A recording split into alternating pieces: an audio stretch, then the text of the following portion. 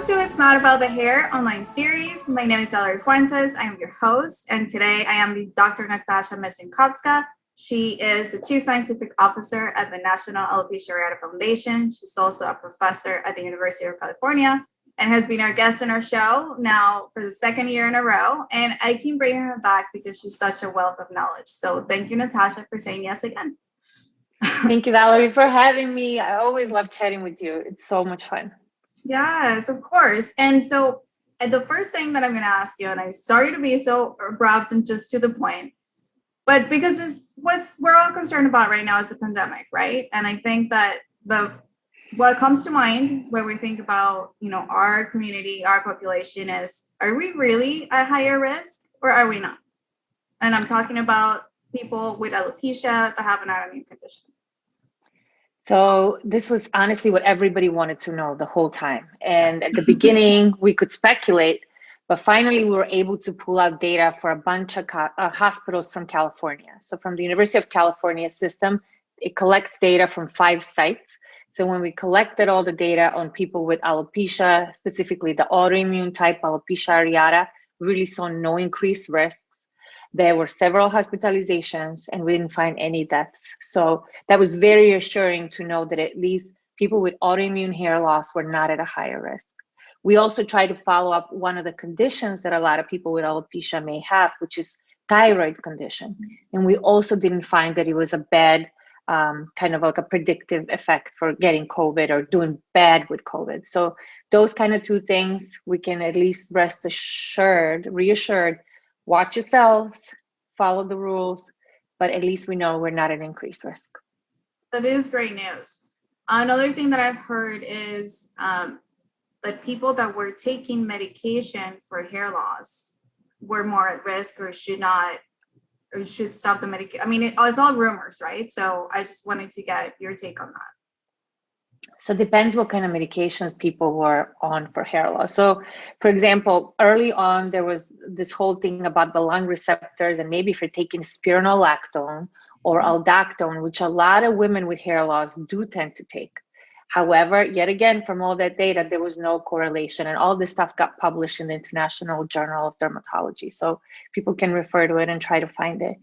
The other types of medications that people may take may be immunosuppressants. So like prednisone, cyclosporin, and those medications, they actually save lives later in the game when you have COVID, when you're in the hospital, but early on, they actually can predispose you to whether catching it, whether having a more severe case. So it's like this thing that doesn't make sense intuitively, but it does increase people's risk. So at the beginning, especially the pandemic, when we had people on those medications, either we advised them, really, really kind of stay hunkered down or try to talk to your doctor to switch the medication and see if there's anything that's going to be maybe a little bit safer.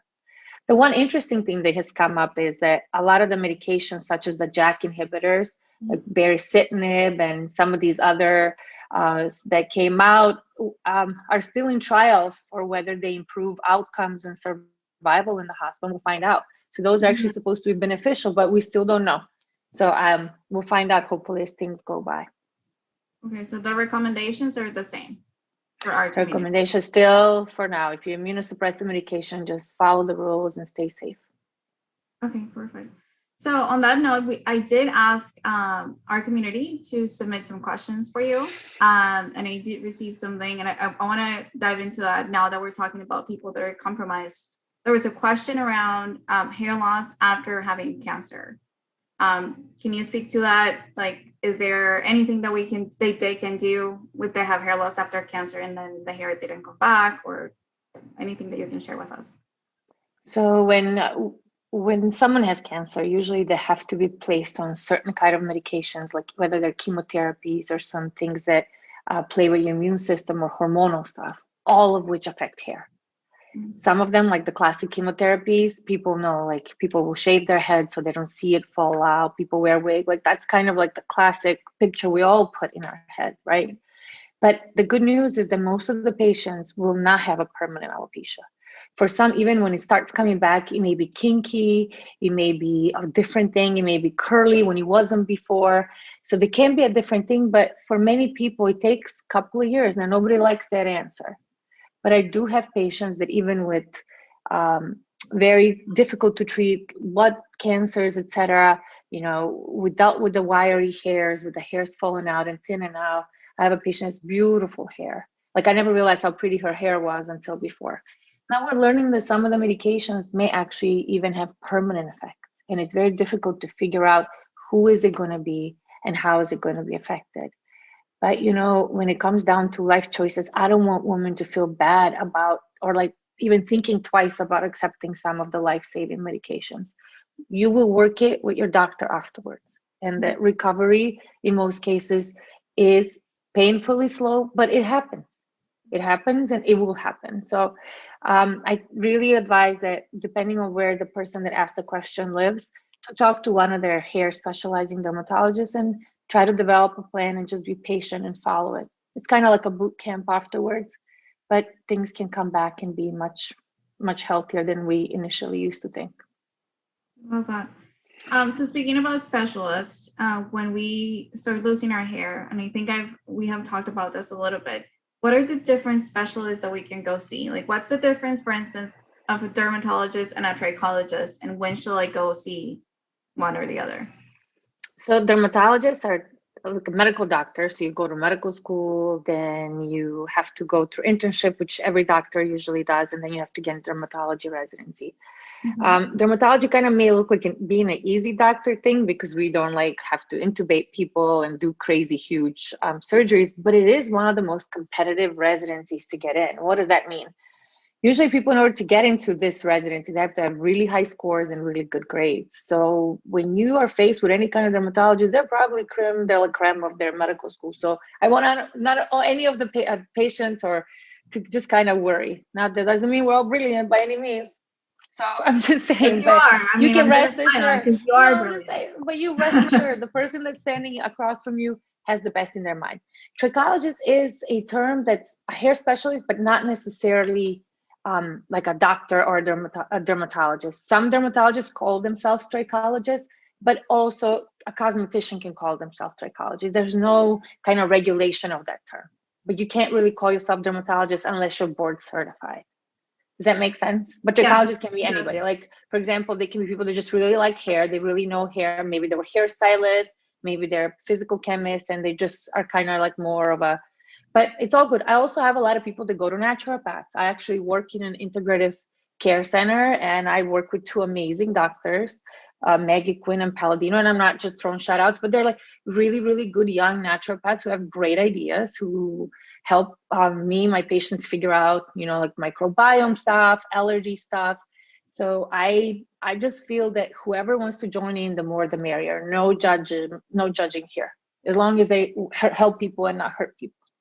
Absolutely. And I love that you're sharing that, because I'm actually now, I mean, I give up on looking for a solution, but now I am looking for, I've seen a naturopath more for health, right? For my overall health. If it improves the hair, great. If it doesn't, it's okay. But I do like, I'm learning now that the microbiome and like the gut and like all of that is related. And as somebody with hypothyroidism, alopecia, and all the things, I do think that getting my everything else in balance, my hormones, my inflammation, like everything in balance is definitely going to help. And I am feeling better. So, I am all for everyone feeling better, because whenever you have something that's chronic and that you can't find a treatment for, you're always like, what am I doing wrong? What can I do better? How can I stop these flares? Like, you want your body to work with you. So,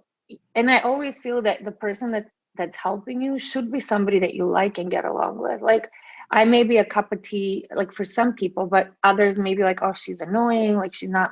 And then I'm like, why don't we just find somebody that will grow with you and help you heal? Because we all need kind of like a champion.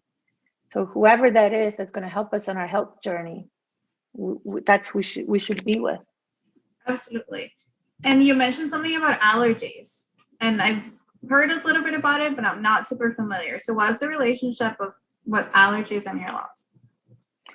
So we always knew that with autoimmune alopecia, the number one comorbidity or think that people tend to have. So another condition, another disease, whatever people tend to have was this condition called eczema, like the itchy stuff, which is really a part of like this allergy trifecta, we say. Like people tend to have seasonal allergies, tend to have the itchy dry skin, and they may have even some respiratory stuff such as asthma. So we always have known this connection, that it's there, that whatever aggravates the skin condition can aggravate the hair. But I think more and more we're realizing, especially in some patients, just those patients, the importance of allergy. So I have to tell you that in the past year and a half, especially during COVID, where stress has been a big thing, so we can touch on that later. But allergies are definitely something that I cannot ignore. We never have, but I'm sending more and more people for like good workups. What do the workups include?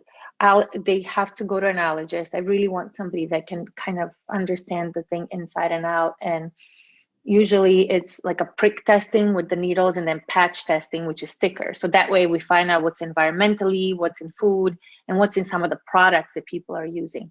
I've had a lot of people be allergic to hair dyes. I've had a lot of people allergic to nickel, right? Like nickel is a common allergy, like the cheap jewelry.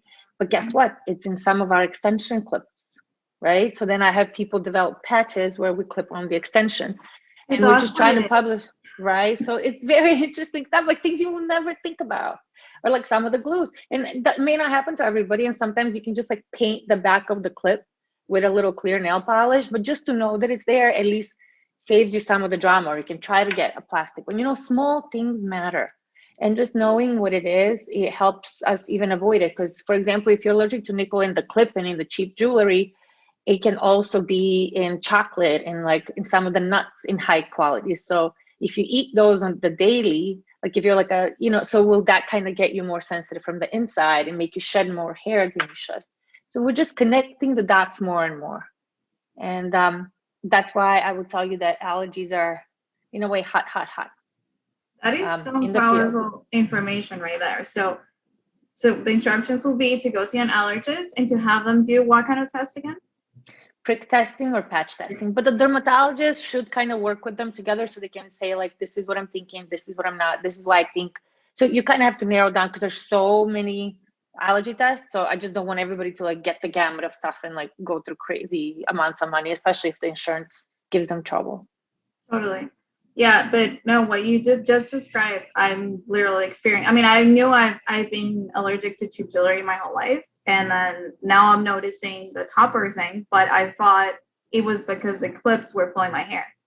But that makes sense. And I've actually seen women that have developed a bald patch where they have the clips. So that's Right. definitely a thing.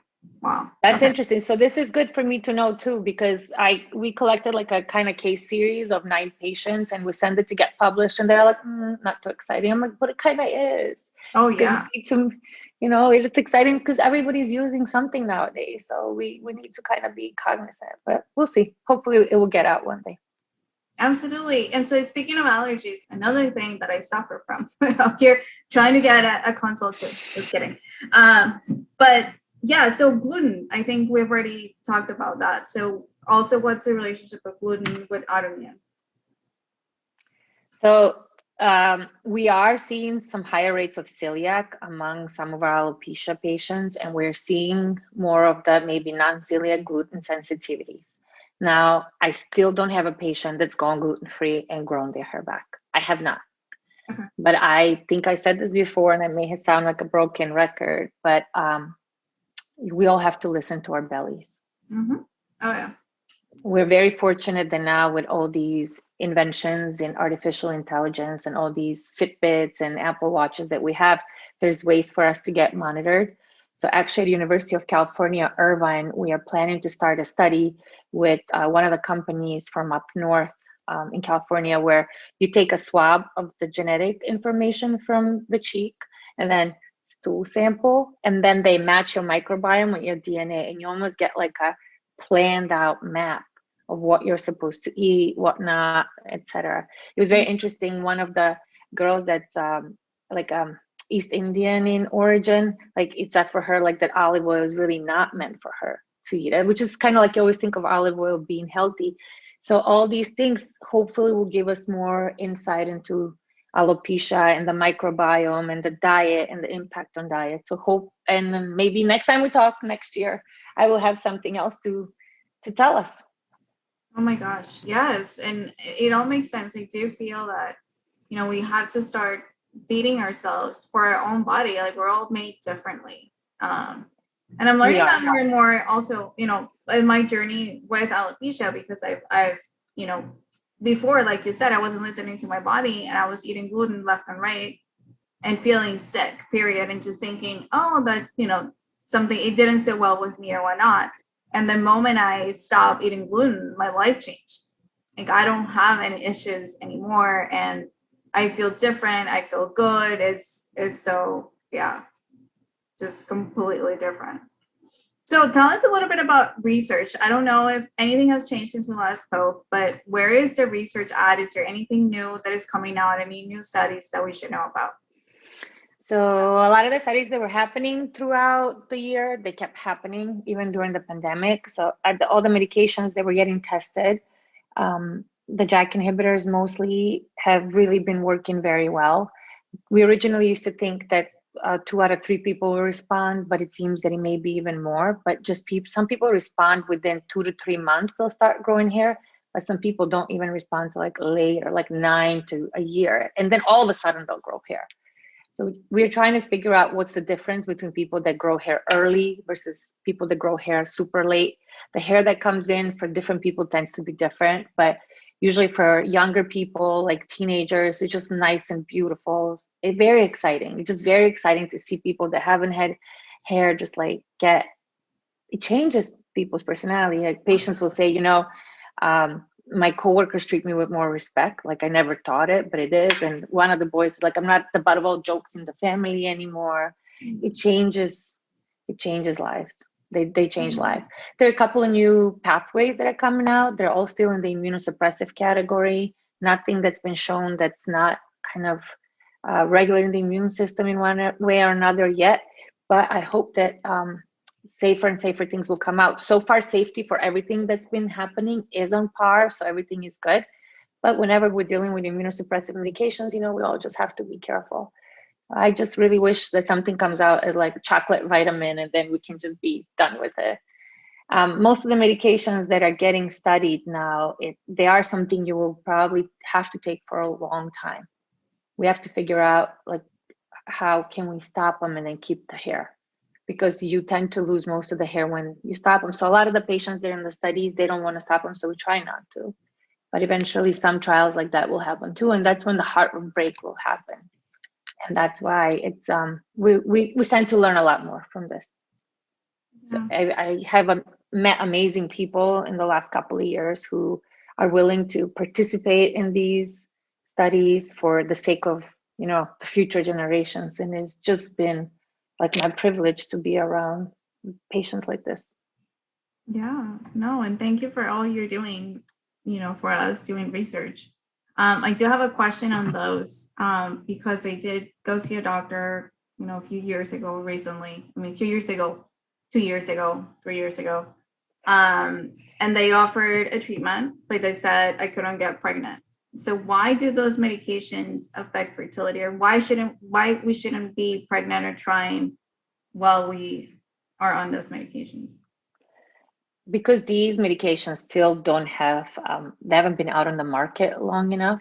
Although for example, some of the medications that are in trial for alopecia areata, a medicine called baricitinib, it's already approved for other conditions. But so you can read the label from that one and you can find out if it's approved or not approved. But some of the others that are not approved for anything else, they have to be out on the market for a couple of years before you figure out whether they can be allowed during pregnancy or not. And sometimes even medications that are not immunosuppressive are not allowed during pregnancy because things can affect the baby. So for these, we will find out. Some maybe as time goes on, because they do affect young people. And I think all the scientists that are designing these drugs and everything are aware that the average age of a person with alopecia is in the 30s, and that it's going to affect a lot of young women that are going to want to have kids. So these are things, as these things are getting developed, a safer and safer and safer version is trying to be teased out that's not going to lose all of its efficacies, but not have all of its stuff. Mm-hmm. So I probably, and I know it sounds like, oh my God, everything's yet to be seen. We're moving in the direction though. We really are Oh, yeah. moving. And I think that we will have more and more things that are just going to be good, which is such a different thing than say like 5 years ago, maybe even 3 years ago when nothing was there. So Yeah. I things are mean, I moving. remember I was diagnosed for the first time, it's gonna be 13 years ago, and there was nothing. And so then again, I went back 3 years ago because it was 10 years after that, and I was, hoping for something. But I do, like, every time I talk to you, I leave very hopeful, because I know it's in the works. And as you have shared, it's already working on some people. We just don't know the side effects for everybody. And as somebody who wants to be pregnant, hopefully soon, that's my only fear. So that I had to ask, because for me, that's a priority at the moment. And I know in our community, that's a big thing. So on Well, I that should note, maybe connect you with somebody that's in one of those medications, in one of those trials, so you can interview them and kind of get like a yeah, front seat of what's this experience like. that is actually a great idea. Just so Yeah. we also don't have fear of being part of the trial, because Yeah, they do because see it's their not trials easy. all the It's time. scary. It's scary to be part of it. So that's why I always feel like these people that are part of trials are huge. Mhm. And me and my doctors are available 24 hours. Like there's young, ambitious doctors that run it. There's a whole team, and people get checked EKGs, blood pressures, like every 2 to 4 weeks until everything is safe. And everyone is watching. We draw labs and these are, but the thing is that for the alopecia, all these trials are not like the early ones. These are like phase 2B, phase 3. So they've already gotten all the safety measures. And we're Mhm. very lucky that in alopecia, we're kind of taking stuff from other fields like psoriasis or arthritis. So they've already been done for somewhere. So it can make us feel a little bit relaxed. And are there any specific qualifications that we need to have to be part of the trial?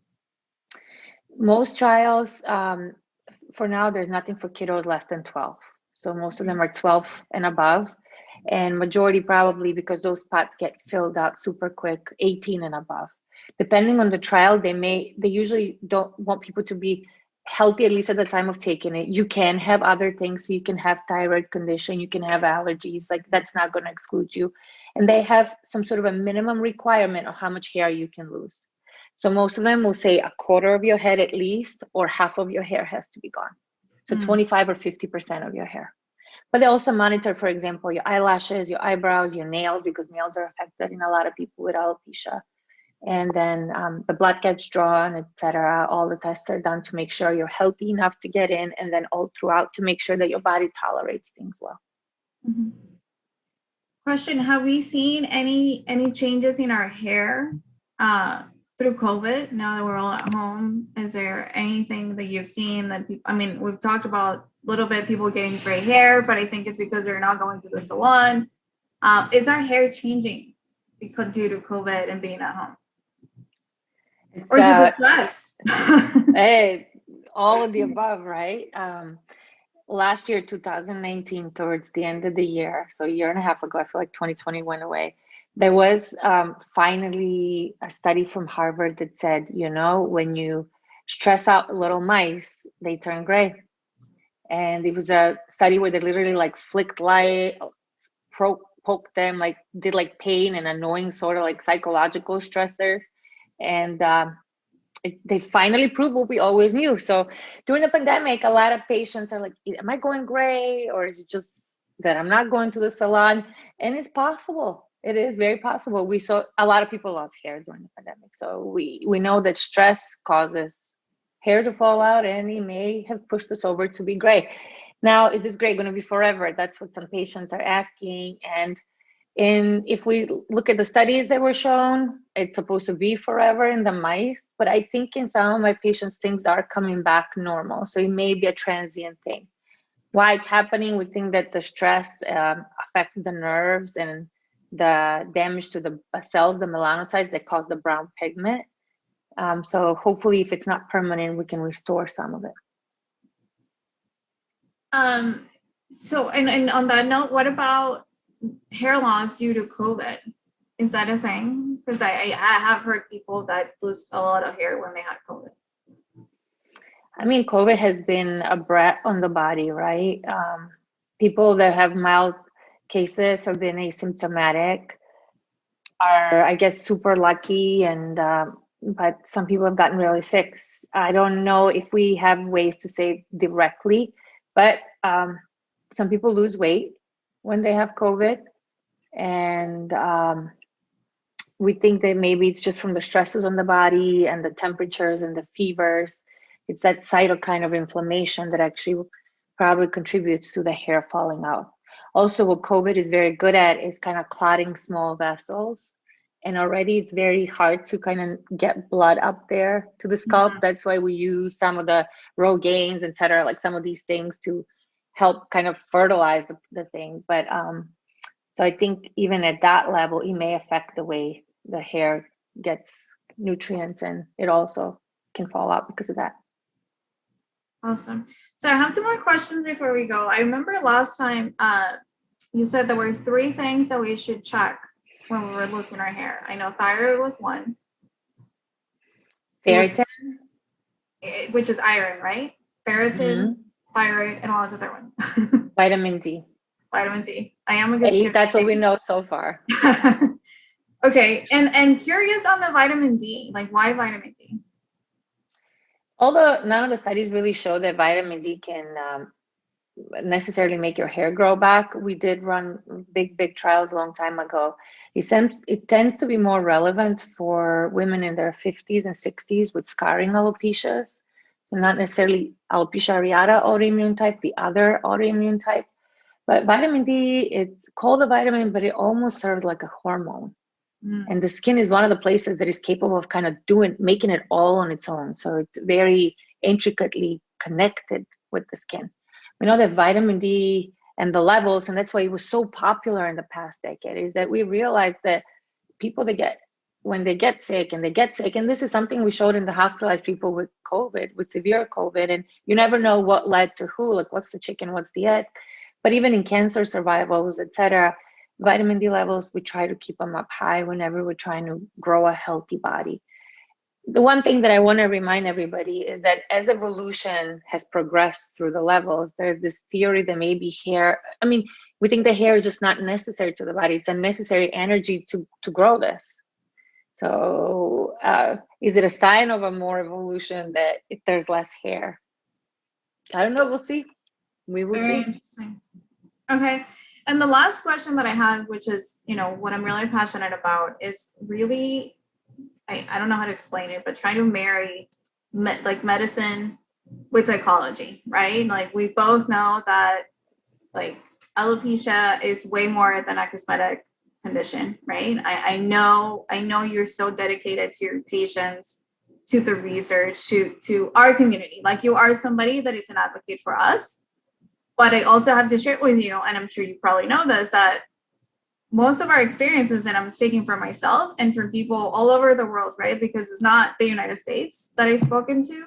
They say when we go to dermatologists and when we're diagnosed, it's kind of like, okay, you have alopecia, good luck, right? Like there is no chat about you should go see a therapist, perhaps look for some support. Like I feel that it's treated, when we're diagnosed, we're not told like there will be psychological repercussions, right? Like there might be a depression. So what can we do, or do you see a future where dermatologists might tell us, here, you have alopecia, you should probably go see this person? Or is that never going to happen? Like, am I asking for too much by hoping that when we're diagnosed, we have more resources instead of just, that's it? Valerie, that's why I think like platforms like yours are so important. Did I walk out of med school day one knowing the impact of this? I didn't. I learned it from people across the seat from me. One by one, I learned it through things going in my life and people around me, right? Everybody learns somehow. When you're a doctor, you get to see people in their most vulnerable. And sometimes it's hard on this side to, give people bad news. Like, think about it. So a lot of people that go into dermatology, it's a happy field, and you kind of cut out a thing, and the day goes on, like you remove a cancer and you save a life. And when there's not much to do, I think we just have like a hard time. And I'm speaking for everybody probably, but I'm just kind of telling you from my perspective, it's really difficult, especially until recently when there was nothing like, you're like, I'm going to put this person on this and that and that. Did we all know it was psychologically heavy? We learn with experience. So I think your platform, me and people that really, it's our job to try to educate people about this. So I hope that we get out there and we're better about educating. I will tell you how I've tried with my patients to just find therapists and psychologists. And through the National Alopecia Areata, we're trying, and it's not that easy to find people that really know what people are going through. So what's happening is certain doctors like Dr. Thompson, Renee, they're learning how to be like life coaches, people like you, not only therapists, but people with alopecia areata are taking the initiative to get these things. And we're trying to get names from the community of people that we can reference people to. I've been very fortunate to find somebody for kids here, but I still don't have, even in my area, somebody for adults. What's helped me is that during COVID, a lot of people have gone online. So now I'm not restricted geographically. And we've been able to find people, but people have tried through their paces of employment, whatever is kind of like on those employee assistance programs, but it's been very difficult. One of the champions on this has been University of Minnesota. There's Kiki Gorbachenko there, who's a psychologist who's really dedicated, right, how to do this. So I know what you're saying, and we have a way to go, but we're putting our efforts in there, and I think we're going to do it little by little. It's all about telling people and having them learn, because and the more we learn, the more people realize how things are. So it is. We got a tough job to do, but we'll do it. Thank you. Thank you. Thank you. You know, whatever it takes, I do. Like you said, it is a learning process, and that's why I wanted to hear your point of view, right? Of, you know, what is it like? Like you said, you're delivering not the best news, and what do we get to do next? So definitely is education. I think that's the key. So maybe I don't know, if we go talk to our dermatologist, like, I mean, I will be up for that. You know what I mean? Like, help them understand what happens on our end, right? When we leave the doctor's office. We should. And that's why at the meetings, et cetera, now we're trying to do all this. We're trying to do more webinars that are directed to, you know, colleagues. We're trying to kind of emphasize, maybe if they're more scientifically minded, some of these studies. But also remember that piece we talked about earlier when we said, who is your person? So if it's not your dermatologist, the one that's going to know the drama, if it's your naturopath, if it's your nurse practitioner, even if she does your, you know what I mean? Like we will probably identify people that are going to be our champions, but we're definitely going to do much more to educate all physicians, not just dermatologists. Pediatricians tend to see the kids first, right? Before they even go to a dermatologist. So pediatricians and general practitioners as well. Yeah. Well, Natasha, with that note, I have to say thank you for being our champion. Thank you for being our person. I keep inviting you because I know you are the one that's advocating for us, doing the research for us. You're dedicating your life for our community. So I really appreciate you. And I know, from everybody, from all of our hearts, thank you for everything you do. Thank you for being here again. And I mean, I know this is not going to be the last time we chat. So I hope you have an amazing 2021, and thank you for all you do. Thank you, Valerie, for putting this thing up. I really hope we get more doctors on your platform. Yeah. And maybe get some patients, whatever you need, you just let me know. I would love to talk to somebody that participates on the clinical trial. So I think that's definitely. So you can get the inside, the scary and the not scary. Okay, ladies, have a great day. Thank you, everyone. Bye to everybody. See you in the next interview.